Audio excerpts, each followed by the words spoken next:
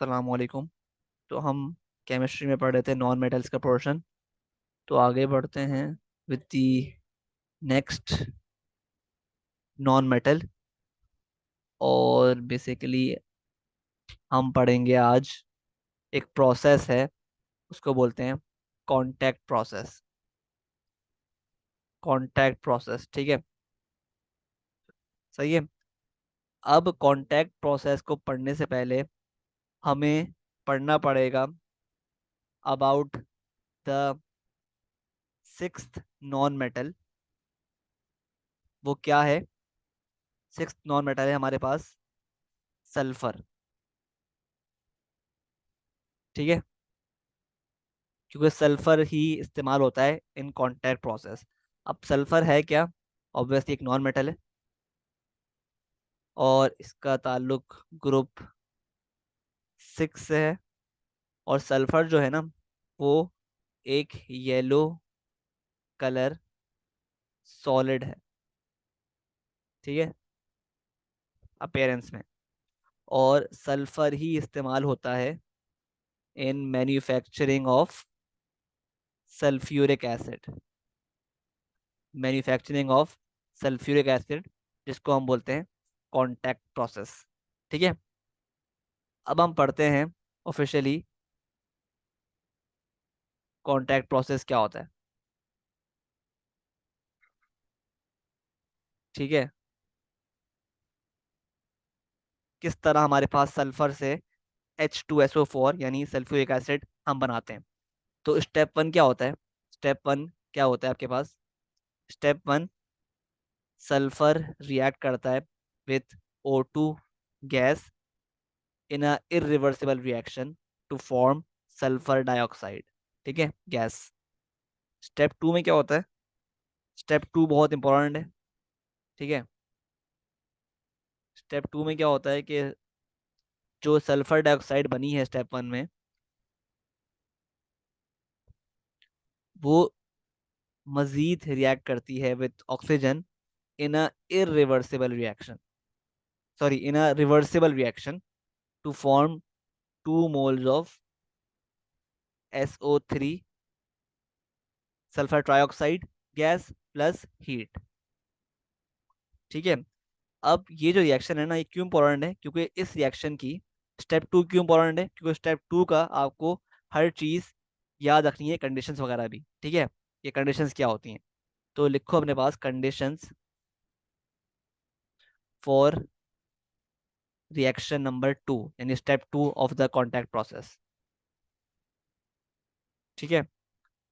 तो क्या है आपके पास कंडीशंस? कि temperature is equal to 450 degree Celsius, ठीक है। और जो कैटलिस्ट इस्तेमाल होता है वो होता है V2O5, यानी vanadium, vanadium 5 oxide. 5 oxide catalyst के तौर पे काम करता है। और प्रेशर जो होता है वो होता है 2 एटमॉस्फेरिक प्रेशर, ठीक है। ये कंडीशंस हैं फॉर स्टेप नंबर टू। और ऑब्वियसली क्योंकि ये हमारे पास क्या है, एक रिवर्सिबल रिएक्शन है, तो और हमें क्या बनाना है? हम चाहते हैं कि ऑब्वियसली कि ये जो रिवर्सिबल रिएक्शन है ये मूव करे इन दी फॉरवर्ड डायरेक्शन, ताकि हमारा जो प्रोडक्ट है SO3 ये मैक्सिमम बने, ठीक है। और ऑब्वियसली जो स्टेप टू है वो फॉरवर्ड डायरेक्शन में क्या है? एक्सोथर्मिक, क्योंकि हीट निकल रही है ना, ठीक है। तो अब हम बात करते हैं कंडीशंस फॉर मैक्सिमम प्रोडक्ट की, ठीक है। तो अगर आपने हैबर प्रोसेस वाली वीडियो देखी है तो आपको पता होगा कि आपके पास ये रिएक्शन है, 2SO2 + O2 in a reversible reaction forms 2 mole of SO3 plus heat, ठीक है। अब क्योंकि फॉरवर्ड डायरेक्शन में एक्सोथर्मिक रिएक्शन है, ठीक है। तो नंबर वन क्या होगा, हम बात करेंगे कॉन्सेंट्रेशन की, ठीक है। तो अगेन हम क्या करेंगे, हम इंक्रीज कर देंगे द कॉन्सेंट्रेशन ऑफ रिएक्टेंट्स, और साथ ही हम क्या करेंगे, रिमूव करते रहेंगे द प्रोडक्ट्स को, ताकि हमारा जो इक्विलिब्रियम है वो शिफ्ट हो फॉरवर्ड डायरेक्शन में, और हमारे पास मैक्सिमम SO3 बनता रहे, ठीक है। ये आ गई आपके पास पहला फैक्टर, ठीक है, पहली कंडीशन, ठीक है। फिर टेम्परेचर की बात करें, तो टेम्परेचर ऑब्वियसली क्योंकि ये एक्सोथर्मिक है इन द फॉरवर्ड डायरेक्शन, ये रिएक्शन एक्सोथर्मिक है, तो हमने पढ़ा है कि जब भी रिएक्शन एक्सोथर्मिक हो तो हम क्या करते हैं, टेम्परेचर को डिक्रीज कर देते हैं, ठीक है। और जब भी हमने यहाँ पर टेम्परेचर लिया है 450 डिग्री सेल्सियस, ठीक है, हमने और कम क्यों नहीं किया, क्योंकि और कम करने से हमारे पास रिएक्शन स्लो हो रहा था, ठीक है। तो जब भी हमने एक ऑप्टिमम टेम्परेचर ले लिया 450 डिग्री सेल्सियस। उसके बाद अगर हम बात करें थर्ड कंडीशन की, प्रेशर की बात करते हैं। तो प्रेशर के लिए हम देखते हैं कि रिएक्टेंट साइड पर कितने मोल्स हैं, तो 2 + 1 3 हैं, और प्रोडक्ट साइड पर कितने मोल्स हैं, 2 मोल्स, 2 मोल्स, ठीक है। तो क्योंकि आपको अगर चाहते हो कि फॉरवर्ड डायरेक्शन में इक्विलिब्रियम शिफ्ट हो, तो आपको प्रेशर क्या करना पड़ेगा, प्रेशर शुड बी इंक्रीज्ड, ठीक है। तो जब भी हमने यहाँ पर 2 एटमॉस्फेरिक प्रेशर लिया है, ठीक है, क्योंकि ताकि हमारे पास जो इक्विलिब्रियम है वो शिफ्ट हो जाए इन द फॉरवर्ड डायरेक्शन, जहाँ पर मोल्स कम है, सही है। तो ये कंडीशंस हमने डिस्क्राइब कर ली, इन कंडीशन से हमारे पास मैक्सिमम SO3 बनेगा, ठीक है। तो ये जो है ना स्टेप 2, ये इसलिए इंपॉर्टेंट है क्योंकि इसको आपको इन डेप्थ पढ़ना होता है, ठीक है। अब बात कर लेते हैं स्टेप नंबर 3 की। अच्छा, स्टेप 3 में क्या होता है कि SO3 बन गया आपके पास, वो रिएक्ट करेगा विथ कंसनट्रेटेड H2SO4, ठीक है, टू फॉर्म H2S2O7, इसको हम बोलते हैं ओलियम, ठीक है। और स्टेप 4 में आपके पास फाइनली क्या बन जाएगा, ओलियम से H2S2O7 से आप रिएक्ट करोगे विथ H2O, तो आपके पास फॉर्म हो जाएगा 2 मोल्स ऑफ H2SO4, यानी सल्फ्यूरिक एसिड, फाइनली इस तरह बन गया, ठीक है। आई होप क्लियर है। तो ये है 4 steps of the contact process, ठीक है, जिसको हम यूज करते हैं टू मेक सल्फ्यूरिक एसिड, सही है। अब सवाल ये आता है कि भाई आप जो है स्टेप 3 में आप ये प्रोसेस इस्तेमाल कर रहे हो टू मेक H2SO4, लेकिन आप सवाल स्टेप 3 में H2SO4 क्यों इस्तेमाल कर रहे हो, तो इसका जवाब ये है कि भाई हमें ऑब्वियसली, आपको देखो यहाँ पर 1 मोल इस्तेमाल कर रहे हैं, और हमारे पास जो प्रोडक्ट में कितने मोल्स बन रहे हैं, फाइनली 2 मोल्स बन रहे हैं। तो ये स्टेप करने से हमारे पास H2SO4 की क्वांटिटी ज़्यादा बन रही है। तो जब भी हम यहाँ स्टेप 3 में 1 मोल ऑफ H2SO4 लेते हैं, और हैंस हमारे पास स्टेप 5 में, सॉरी स्टेप 4 में 2 मोल्स बनते हैं, तो हमें ज़्यादा मिल रहा है। हमने 1 मोल लगाया और हमें 2 मोल H2SO4 के मिलने हैं, ठीक है। तो जब भी हम H2SO4 पार्ट 3 में इस्तेमाल कर रहे हैं, ठीक है। अब कुछ सवाल हैं that you should ponder over के, एक क्वेश्चन आता है एग्जाम में,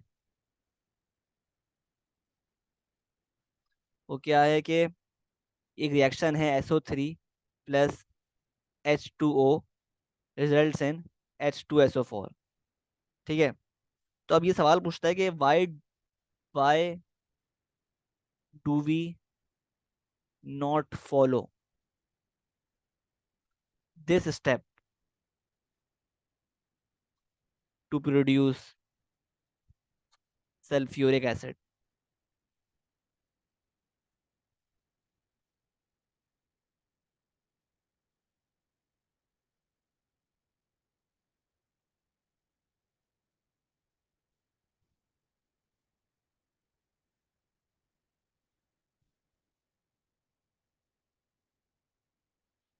ठीक है, तो ये जो रिएक्शन है इससे भी आपके पास H2SO4 बन रहा है। तो हम पार्ट 3 में ये इस्तेमाल क्यों नहीं करते कि डायरेक्ट हम SO3 को H2O से रिएक्ट करवाएं और बन जाएगा H2SO4। तो इसके आपके पास तीन जो हैं वो रिएक्ट रीजंस हैं इसको ना, इस रिएक्शन को नहीं इस्तेमाल करने के। हम क्यों पहले ओलियम बनाते हैं और उसके बाद H2SO4 बनाते हैं? तो इसकी वजह ये है कि हम क्यों ये इस्तेमाल नहीं करते ये रिएक्शन। नंबर वन रीज़न है कि ये जो रिएक्शन है ना, ये बहुत ही वायलेंट रिएक्शन है। नंबर टू, ये reaction produces toxic fumes. Number three, जो ये रिएक्शन है ना और इसमें जो H2SO4 बनता है, ये क्या होता है, क्या मसला होता है इसमें कि इसमें H2SO4 बनता है as thick mist. Thick mist की फॉर्म में बनता है ये, जो कि हमारे लिए यूजलेस होता है, किसी काम का नहीं होता। ठीक है, तो जब भी हम ये रिएक्शन इस्तेमाल नहीं करते इन द कॉन्टैक्ट प्रोसेस। ठीक है, आई होप क्लियर। अच्छा, एक और सवाल आता है एग्जाम्स में रिगार्डिंग कॉन्टैक्ट प्रोसेस के, आपके पास ये रहा हैबर प्रोसेस, जो कि एग्जाम्पल है रिवर्सिबल प्रोसेस की। ठीक है, और आपके पास ये रहा जो स्टेप 2 है ऑफ द कॉन्टैक्ट प्रोसेस, जो भी एग्जाम्पल है रिवर्सिबल रिएक्शन की। ठीक है, अब सवाल ये आता है कि ये जो रिएक्शन है इसमें इस्तेमाल हो रहा है प्रेशर, आप पढ़ चुके हो, 200 एटमॉस्फेयर। और इसमें प्रेशर जो इस्तेमाल हो रहा है वो हो रहा है सिर्फ और सिर्फ 2 एटमॉस्फेयर। ठीक है, हालांकि अगर हम चेक करें, अगर हम देखें कि हैबर प्रोसेस में यहाँ पर 4 मोल्स हैं और यहाँ पे 2 हैं। ठीक है, तो ऑब्वियसली प्रेशर हमने इंक्रीज किया ताकि इक्विलिब्रियम इस डायरेक्शन में शिफ्ट हो, फॉरवर्ड डायरेक्शन में। अगर हम इसकी बात करें तो यहाँ पर 3 मोल्स हैं और यहाँ पे 2 हैं। अगेन हमने प्रेशर को बढ़ाया ताकि इक्विलिब्रियम इस डायरेक्शन में शिफ्ट हो। लेकिन सवाल ये आता है कि why very less pressure is used in the second reaction.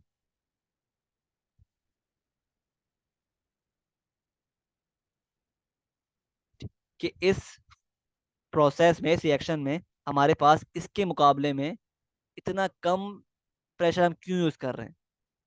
क्योंकि देखो, अगेन हमें इस रिएक्शन में भी इक्विलिब्रियम को फॉरवर्ड डायरेक्शन में शिफ्ट करना था, तो हमने 200 एटमॉस्फेरिक प्रेशर प्रोवाइड किया।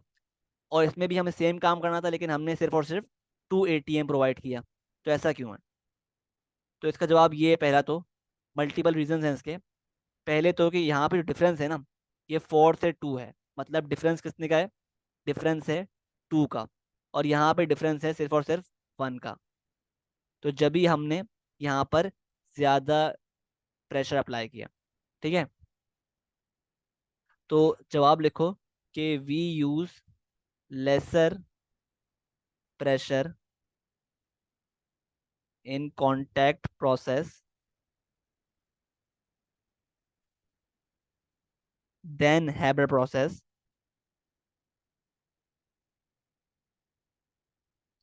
Because in contact process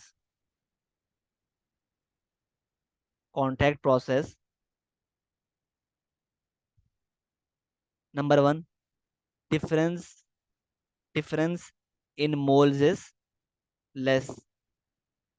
difference in moles is less. Number two, obviously हमारे पास जो हायर प्रेशर होता है ना, ये प्रोवाइड करना बहुत ही एक्सपेंसिव होता है। Higher pressure is expensive.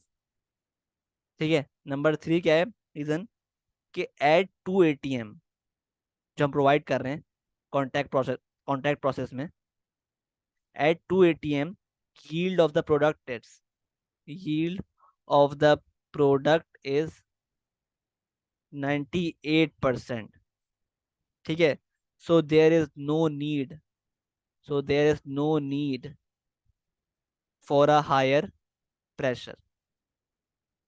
तो ये है बड़ा इंपॉर्टेंट पॉइंट कि भाई देखो क्या बोल रहा है कि जो कॉन्टैक्ट प्रोसेस है ना, उसमें जब हमने 2 ATM प्रोवाइड किया है ना, तो हमारे पास SO3 का 98% प्रोडक्ट यील्ड आ रहा है। ठीक है, जो कि बहुत अच्छा खासा यील्ड है, सही है, फॉर रिवर्सिबल रिएक्शन। ठीक है, तो हमें ज़रूरत ही नहीं है कि हम इससे ज़्यादा बढ़ाएं प्रेशर। ठीक है, इससे आगे बढ़ाएं, 2 ATM से आगे हम बढ़ाएं। ठीक है, क्योंकि हैबर प्रोसेस में हमारी ज़रूरत थी, हमारा यील्ड जो है ऑफ द प्रोडक्ट वो इस प्रेशर में आ रहा था, तो हमें मजबूरन ये प्रेशर अप्लाई करना था। लेकिन यहाँ पर हमारे पास हमारा काम 2 ATM में ही हो रहा है, तो हम क्यों खामखाई में अपने पैसे ज़ाया करें और जो प्रेशर है उसको मज़ीद बढ़ाएं। तो ये इसका 3 आंसर्स हैं, रीजंस हैं। ठीक है, आई होप क्लियर है। तो ये था पूरा कॉन्टैक्ट प्रोसेस। अब हम लास्ट चीज़ की तरफ मूव करते हैं। वो क्या है भाई, कि यूजेस ऑफ H2SO4 और साथ में SO2 गैस के भी। ये है सल्फ्यूरिक एसिड, ये है सल्फर डाइऑक्साइड गैस। तो ये इस्तेमाल होता है फर्टिलाइजर में और कार बैटरीज में, सल्फ्यूरिक एसिड। और पिकलिंग एजेंट के तौर पे काम करता है, pickling agent, to remove the oxide layer,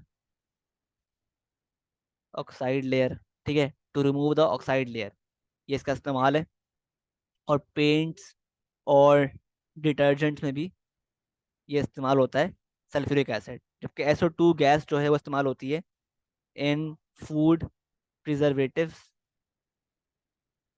और as a bleaching agent in paper industries. और number 3, as a reducing agent as well. ठीक है, तो ये आपको याद करने पूछता है आपसे। ठीक है, P2 में भी और P1 में भी, सही है। आई होप क्लियर है।